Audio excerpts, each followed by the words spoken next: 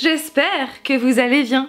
Aujourd'hui je suis ravie de vous retrouver pour la 4e vidéo de la semaine Halloween et dans cette vidéo je vais partager les expériences paranormales inexpliquées de mes abonnés. Mais avant, générique.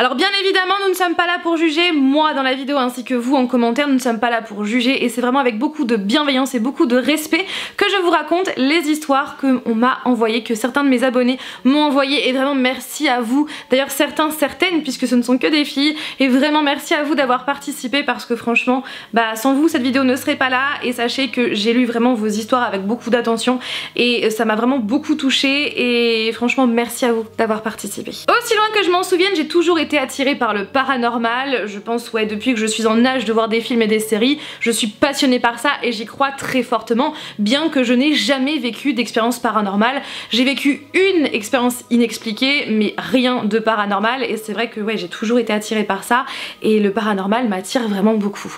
Alors concernant l'expérience inexpliquée que j'ai vécue, en fait pour vous expliquer, quand j'habitais encore chez mes parents, nous habitions dans une maison en face, donc c'est l'ancienne maison de mes parents, on habitait dans une maison en face de la forêt communale de notre ville. C'est une très grande forêt qui fait plusieurs hectares et on avait l'habitude d'y aller, faire des marches. D'ailleurs je faisais des vlogs souvent dans la forêt où je vous parlais un petit peu de tout et de rien jusqu'au jour où mon chéri m'a dit stop, tu vas plus dans la forêt. Même mes parents m'ont dit aller dans la forêt toute seule c'est pas ouf. Je suis bien d'accord. À ce moment là donc nous avions l'habitude de faire des petites promenades dominicales et donc une fois nous sommes partis, donc il y avait donc mes frères, moi et la chienne de nos parents.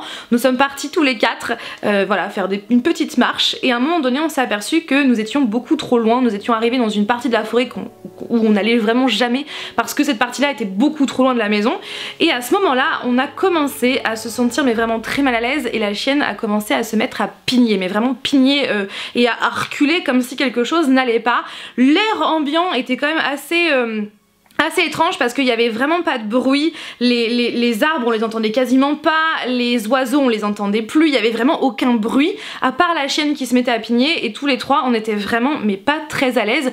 Donc on a décidé de rebrousser chemin. C'est en rentrant à la maison que nous avons donc expliqué ce qui venait de se passer et mon chéri en fait il y avait mes parents aussi, nous ont raconté en fait que dans cet endroit de la forêt eh bien il y a donc des élèves qui se sont suicidés en fait durant le lycée, en fait durant les cours. Ils se sont pendus, il y en a eu deux je crois et donc c'était dans cette partie là et je dois vous avouer que ça m'a fait froid dans le dos, donc est-ce que c'est lié ou pas je n'en sais rien mais voilà la seule histoire inexpliquée que je peux vous raconter et donc maintenant on va passer au vôtre.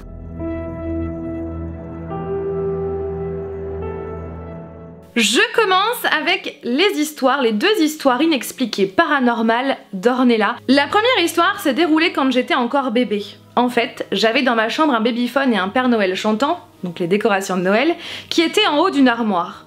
Et un soir, mes parents étaient dans la cuisine et ils commencent à entendre dans le babyphone la musique du Père Noël. Donc ma mère monte dans ma chambre, sauf qu'il n'y avait plus aucun bruit et je commence à avoir des frissons. Voilà. Donc elle redescend et 10 minutes plus tard, la musique du Père Noël se relance. Donc mon père monte dans ma chambre et ma mère reste en bas. Je vous assure, j'ai des frissons sur le bas des joues ainsi que sur les bras. Donc mon père monte dans ma chambre et ma mère reste en bas. Le babyphone continue de faire la musique, sauf que mon père qui est dans ma chambre, lui n'entend rien. Le Père Noël est éteint.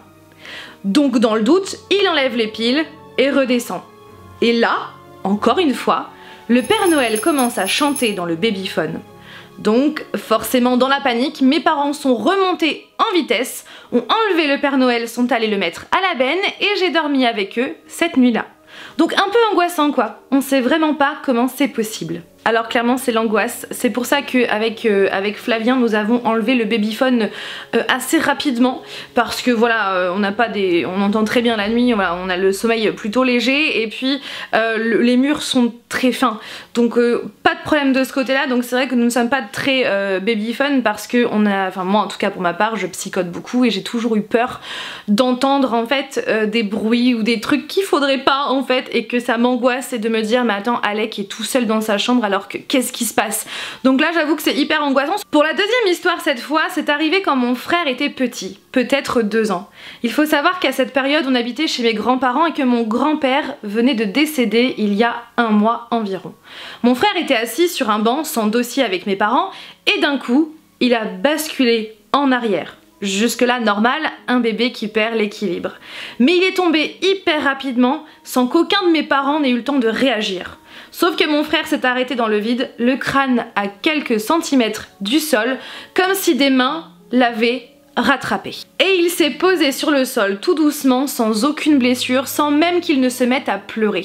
Le banc était quand même assez haut, donc il aurait clairement pu se tuer en tombant sur la tête à ce moment-là. Donc on ne sait pas expliquer ce qu'il s'est passé ce jour-là, mais on aime imaginer que c'est mon grand-père qui aurait arrêté mon frère dans sa chute ce jour-là et qui lui aurait sauvé la vie. J'avoue que c'est vraiment inexpliqué et le fait que voilà vous vous dites que c'est votre grand-père qui l'a sauvé, je trouve que c'est vraiment une belle signification et moi qui crois vraiment à tous ces événements, enfin à tous les événements inexpliqués, je crois aussi que ton grand-père, votre grand-père était là, qu'il veillait en fait sur vous et qu'il a sauvé tout simplement la vie de ton petit frère. Ouais, moi j'y crois.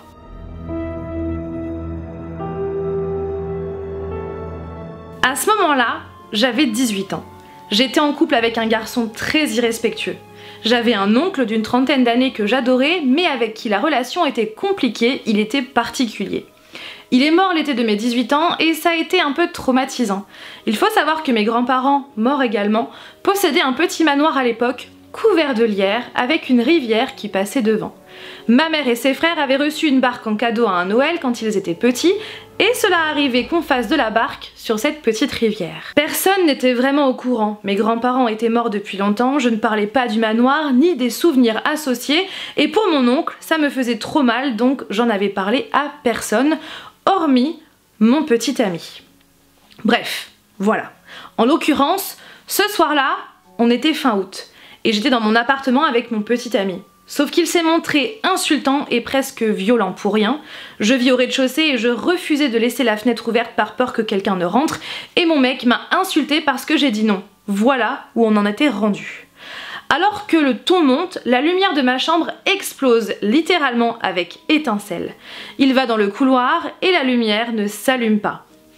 Encore une fois, j'ai des frissons de partout. J'ai d'abord pensé à des plombs qui sautent, donc je vais dans le couloir aussi, et la lumière se rallume. J'appelle ma mère un peu en panique, regarde les plombs, mais rien. Mon copain va dans le salon, lumière éteinte, j'arrive, lumière qui se rallume peu de temps après. Comme ça, pièce par pièce, c'était trop bizarre. Le lendemain, j'appelle une amie à venir, elle arrive, je lui parle de tout ça, et elle trouve que c'est vraiment étrange. Elle est hyper cartésienne, je sais pas si ça se voit, mais j'ai vraiment la chair de poule, mais vraiment. Elle me dit qu'elle va demander conseil à sa mère qui s'y connaît davantage qu'elle. Le lendemain, sa mère arrive et se met presque à pleurer en entrant chez moi. Elle me dit qu'il n'y a rien de dangereux, mais beaucoup d'émotions. Elle rentre chez elle. Plus tard, dans la journée, je reçois un SMS. Donc ce SMS dit « J'ai eu une image ». Je voyais un jeune homme dans la trentaine, cheveux bruns, yeux marrons, assis dans une barque avec un manoir couvert de lierre derrière lui, qui voulait que tu saches 3 petits points. Ça m'a prise de court. Elle n'avait aucun moyen de savoir ça, pas de photo Facebook, pas d'anecdotes racontées, je parle jamais de tout ça. Et la coïncidence paraît vraiment trop forte. Donc j'ai clairement flippé, mais si tout cela était bien réel, entre parenthèses il est difficile de le réaliser, alors je suis surtout super touchée et super émue, car s'il y a bien un voile qui sépare les vivants des défunts, l'amour permet toujours de nous réunir. Bref, voilà, merci à toi. Merci à toi de nous avoir partagé ton histoire. J'imagine que ça n'a pas dû être simple de coucher sur le clavier ton histoire, de te remémorer ces souvenirs. Mais waouh, tu l'as tellement bien raconté que j'en ai eu des frissons et j'avais vraiment l'impression d'y être, de vivre ça avec toi. Et la fin, quand tu mets, je suis surtout super touchée et super émue car s'il y a bien un voile qui sépare les vivants des défunts, l'amour permet toujours de nous réunir. Ça me... waouh, enfin ça me procure quelque chose ici. C'est une belle conclusion à ton histoire. Et ouais, franchement, je perds mes mots parce que je suis vraiment troublée par ton histoire.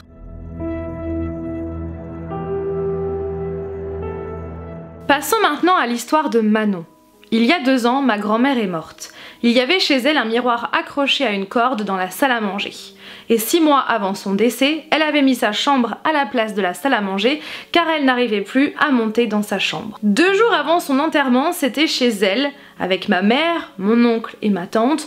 On était en train de préparer la réception pour l'après-enterrement. Et alors qu'on était dans le jardin, on parlait de ma grand-mère, et bien tout à coup, un grand bruit nous a précipités à l'intérieur. Et là, le miroir, qui était là depuis des années, était tombé. Il était cassé, mais on ne sait pas comment cela s'est passé puisque la corde qui tenait le miroir n'était même pas cassée. Mon oncle et ma tante ont eu froid dans le dos. Et ils ont tout de suite pensé que c'était ma grand-mère qui avait cassé le miroir car elle détestait que l'on parle d'elle derrière son dos. Elle avait très gros caractère et n'était pas toujours gentille. Merci beaucoup, j'espère que tu prendras mon histoire. Waouh! Effectivement, impossible de ne pas faire le lien entre ta mamie et entre ta grand-mère et ce miroir. C'est une histoire très troublante et qui, j'imagine, a dû très fortement te toucher et très fortement te troubler. Encore une fois, hein, j'en ai eu la chair de poule parce que j'avais l'impression de tout vivre dans ma tête. C'est effectivement très troublant et j'imagine que tu as dû être très touchée, très troublée par cet événement et puis ta tante, ton oncle et ta maman aussi. C'est vrai que c'est... waouh, est-ce que c'est une coïncidence? Je pense que les gens cartésiens diraient non mais c'est en fonction du vent, de la poussière, de machin. Moi clairement je te dirais effectivement ça ne peut être que ta mamie, mais waouh, c'est hyper troublant.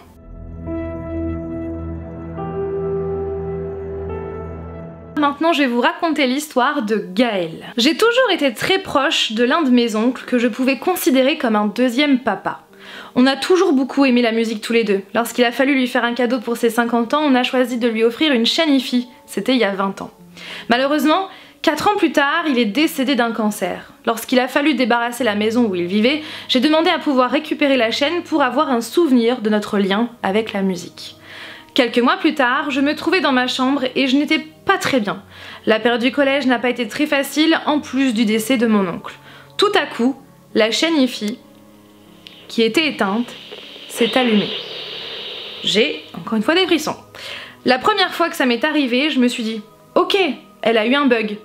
Pas grave. » Quelques temps après, rebelote. Je ne suis pas bien et le poste de musique s'allume de nouveau. Et de temps en temps, la porte du lecteur CD s'ouvrait. Cela est arrivé plusieurs fois durant cette année-là. Je me suis dit que c'était mon oncle qui devait se manifester via la chaîne. Et comme la musique m'a toujours apaisée, mon oncle le savait. Waouh! Ça me touche beaucoup. Lorsque j'ai quitté le collège, ce phénomène s'est arrêté. Ma sœur a aussi vécu des événements paranormaux en rapport avec cet oncle, mais elle est très croyante à ce sujet et je ne pense pas qu'elle serait prête à t'en parler. Merci Gaël de nous avoir raconté ton histoire qui est extrêmement touchante, cette chaîne hi-fi qui se met en marche quand tu n'allais pas bien, ce lien que tu avais avec ton oncle pour la musique, je trouve ça extrêmement fort, extrêmement touchant. Et donc au début tu m'as mis que ça ne te faisait pas peur et que même au fur et à mesure ça te faisait presque plaisir et je peux que comprendre ça parce que j'imagine que à chaque fois que cette chaîne hi-fi se manifestait, et bien c'était comme si ton oncle était là pour t'apaiser. Enfin je trouve que c'est extrêmement fort, extrêmement touchant et waouh, merci de nous avoir partagé ton histoire.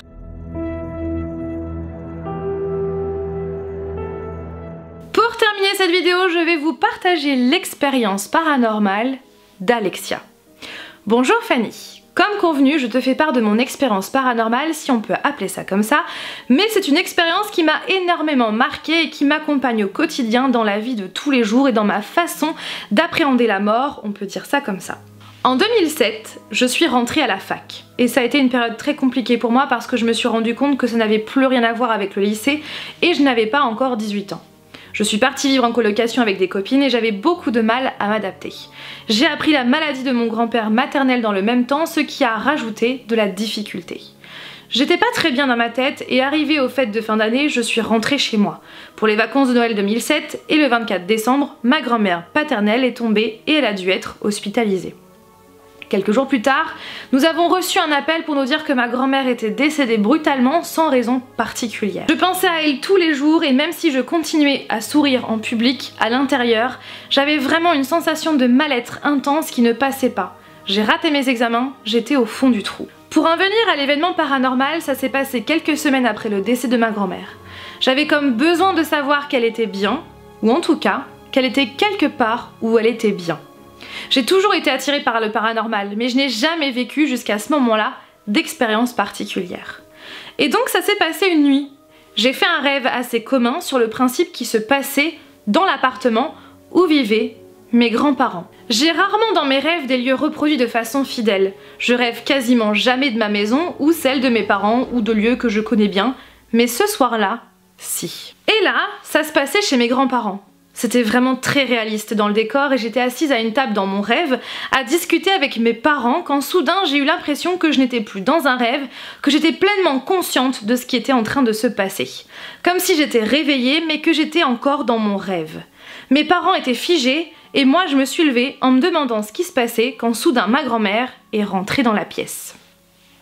Rien que de te le raconter, ça me fait monter les larmes aux yeux. Je peux que comprendre. Donc ma grand-mère est rentrée dans la pièce et s'est assise en face de moi, à côté de ma maman qui était toujours figée et de mon papa qui lui aussi était figé à un autre endroit de la pièce.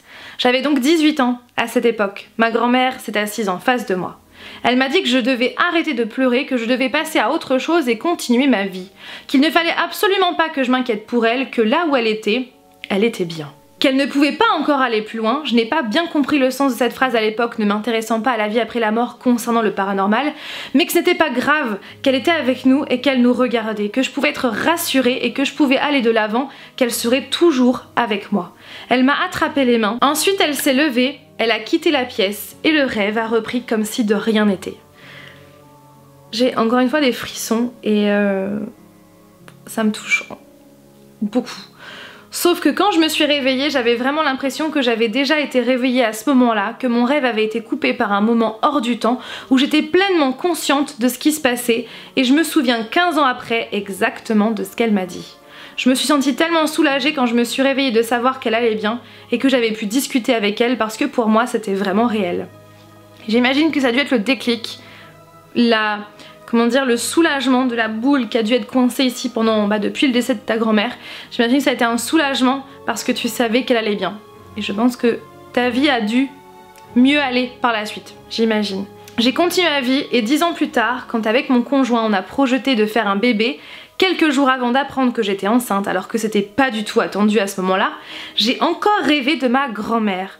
Elle est venue me voir, encore de manière très réaliste parce qu'elle savait que j'attendais un bébé et qu'elle venait le rencontrer, le prendre dans ses bras. Je me suis réveillée, ça m'a beaucoup touchée et je n'ai pas trop compris le sens de ce rêve jusqu'à ce que j'apprenne 10 jours plus tard que j'étais enceinte de mon fils. Je ne sais pas ce que tu en penses, si tu penses que c'est moi qui ai rêvé de ça parce que j'en avais besoin ou si ça s'est vraiment passé. Mais en tout cas, c'était très réaliste. Ça ne m'avait jamais fait ça avant et ça ne l'a jamais vraiment refait. Cette sensation que le rêve s'arrête, que tout se fige et de passer du rêve à la réalité. Pour moi, c'était hyper réaliste et je me souviens exactement du lieu, de ce qu'elle m'a dit, de la manière dont ça s'est passé, tellement ça paraissait réel et tellement j'étais consciente de ce qui se passait. Waouh! Merci Alexia. En plus d'avoir eu la chair de poule, j'ai failli avoir les larmes aux yeux. À un moment donné, j'ai dû m'arrêter dans l'histoire. Waouh,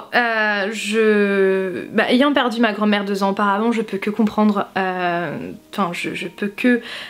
comprendre ton ressenti face à cette situation. Si j'avais vécu la même chose, clairement j'aurais été dans le même état d'esprit que toi, et puis moi, croyant justement à tout ça, clairement je suis intimement convaincue que c'est ta mamie, ta grand-mère qui est venue te rassurer parce qu'elle a vu que tu n'allais vraiment pas bien et qu'elle a voulu te donner, comment dire, elle a voulu te donner les cartes en main en fait pour pouvoir avancer.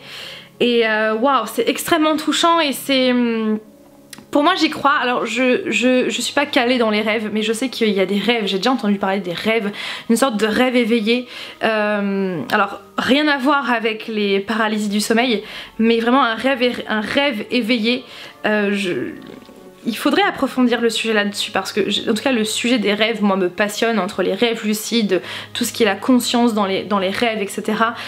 Moi j'y crois, je crois tout ça. Alors après voilà, je suis pas calée au niveau des rêves, mais je suis intimement convaincue que c'est ta grand-mère qui est venue te voir pour te soulager en fait.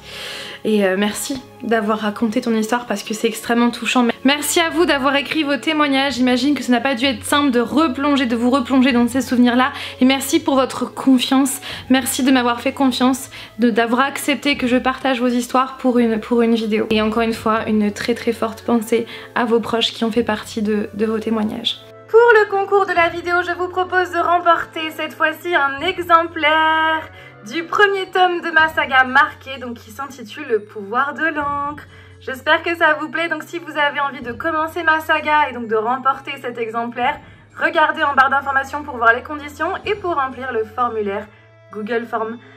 Bonne chance à vous! En tout cas, je suis trop contente de vous le faire gagner. Donc le résumé est là, si ça vous intéresse, mettez pause. Si toutefois vous avez envie de commander ma saga, sachez que les romans sont disponibles sur les sites Fancy Fanny ainsi que sur moncotegeek.fr. Entre autres, ils sont aussi disponibles chez Amazon, Cultura, etc.